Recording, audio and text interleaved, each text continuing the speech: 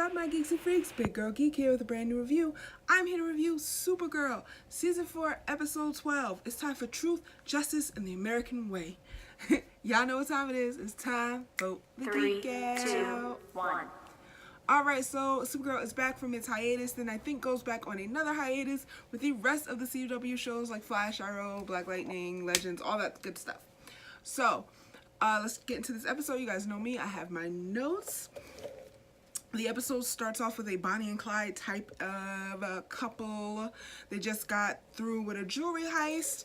They stumble upon a meteor crashing, and it's an alien. And the girl just sits there, looks at the alien, slither on up to her, and of course it attacks her. So that's going to be obviously our villain for the episode. We see John. It cuts to John in full PI form. I don't know how I feel about Martian Manhunter being a PI. I'm still iffy about it, but he seems happy. I just don't know if that is the right story for the Martian Manhunter. He is such a powerful member, a Justice League founding member, and it's like, this is what we got for him. I think they just don't know what to do with him. What do you guys think? Let me know in the comments. I don't know. I think they're just lost with the character. We get some Brainy and Nia action, and I'm just trying to find out what is the point of building up this Brainy and Nia relationship when we all know that comic book canon is Brainy and Kara. I'm here for Brainy and Kara. I'm not here for Brainy and Nia. It's just like, I feel like it's just a stepping stone to what they really want to do when making Brainy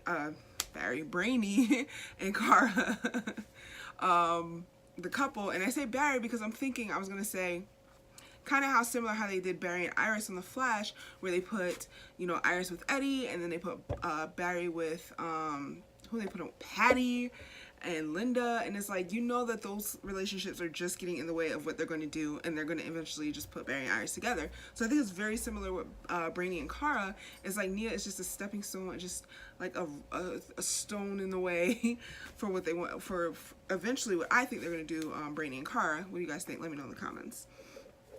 We see Lockwood. Lockwood is back. Children of Liberty. He's getting a visit from his family. Why his family supports him in this, and he's like killing innocent people and all this other stuff. I don't know why they support him. It's very weird. It's so funny to me. And then they have the visiting hours at the jail, and they're like, it's time to go. But then they give the son more time with him, and he has enough time to whisper something, and the guard's just holding the cell open. That's not how it works. But okay, we'll go with it for the sake of going with it. And then it goes back to John asking Kara for help with a case, and they have a moment, because this whole thing, episode of Valentine's Day is behind, so it's Valentine's Day for them by a few days. They missed it. They missed it by a few days.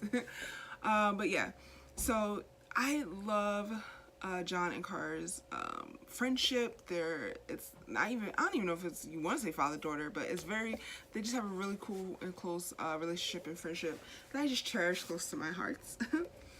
And speaking of relationships, we see James and Lena. Yeah, if y'all have seen my other reviews of Supergirl, I am not a big fan of James and Lena. He got her a pic. She was sleeping. He took a picture of her sleeping, blew it up, and gave it to her as a Valentine's Day gift. She in turn says, "Let's go to Paris." She whisks him away because she's the rich billionaire girlfriend. Very like a la, I don't know, 50 Shades or whatever, whisks her away, or wants to whisk him away to Paris for Valentine's Day. But then she, again, to me, there's still no chemistry. But later in the episode, we see that she does inform him, well, she is offered a government contract for her research, for making regular humans have some powers. Basically, I guess, turning them into meta-humans. And she explains to James about this contract, and he disagrees. And I think, which is a very real and honest conversation that they have about how to go about this. And it breaks them up, it's just so stupid. It's like they break up every couple episodes, and then 3 episodes later back together. They keep breaking them up. It's like, figure out what you want to do with James, figure out what you want to do with Lena. I feel like this conversation with him being open and honest about how he felt about her taking this contract was in no way it should have led to a breakup. I felt very, I don't know, unnecessary, and it was just stupid. We saw Lockwood's son was taking over the role of Agent Liberty for a little bit. He put out the terrorist message.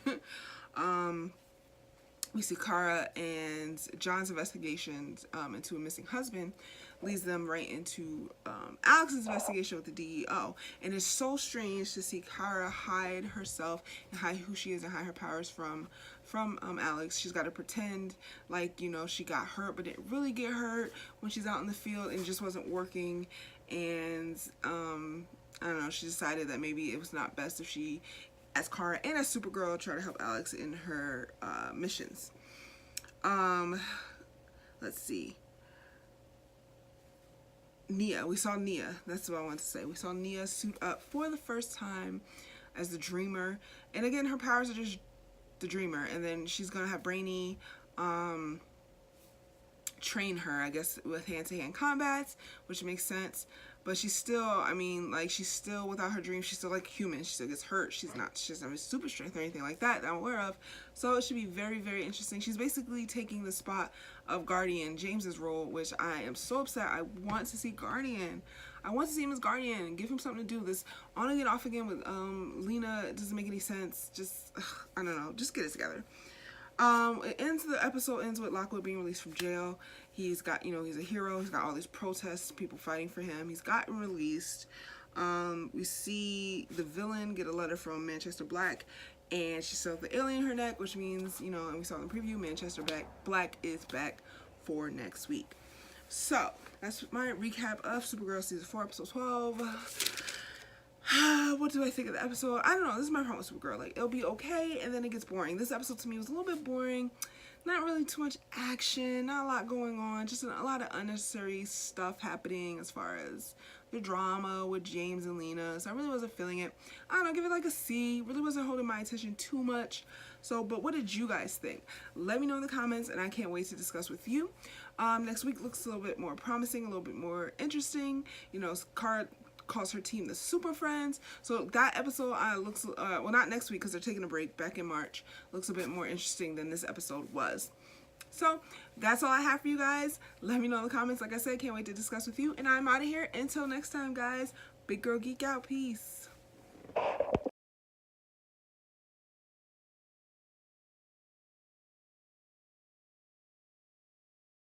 Hey, where are you going? You just watched a cool video. Subscribe.